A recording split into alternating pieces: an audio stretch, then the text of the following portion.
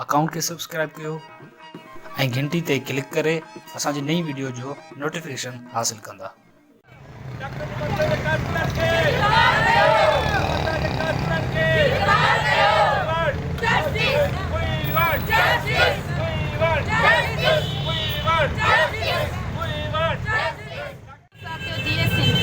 जीअं त निम्रता खां अॻु पहिरें बि कई भेनरूं असांजूं क़तल थी चुकियूं आहिनि ऐं उन्हनि में हिकु आहे नाला रिंद ऐं साइमा जरवार रिमशा ऐं उन्हनि जी लिस्ट में कई घणियूं मतिलबु असांजी भेनरूं आहिनि जेके मतिलबु राति जी ऊंदाही में क़तल कयूं वियूं आहिनि, कंहिंखे ख़बर तक न आहे।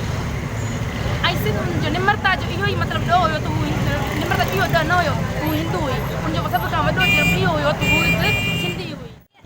असांजो मुतालबो इहो आहे त निम्रता जे कातिलनि खे बतो वञे ऐं सिंध जो निम्रता शऊर हुई, ग़रीब शागिर्दनि जो सहारो हुई ऐं सिंध जी न्याणी हुई, उनखे बेगुनाह क़तल कयो। यूनिवर्सिटी जी शागिर्द निम्रता कुमार खे क़तल कयो आहे। असां उते सभु गॾु थिया आहियूं इंसाफ़ लाइ। निम्रता कुमार खे इंसाफ़ कयो वञे ऐं उन्हनि जे कातिलनि खे जल्दी गिरफ़्तार कयो वञे, कानून जे हवाले करे सख़्तु सख़्तु सज़ा ॾिए।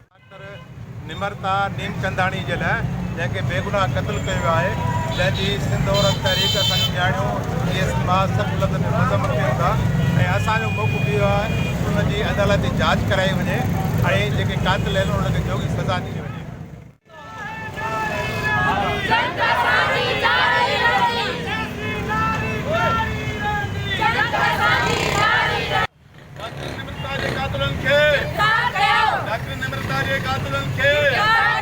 डॉक्टर निम्रता जे कातिलनि खे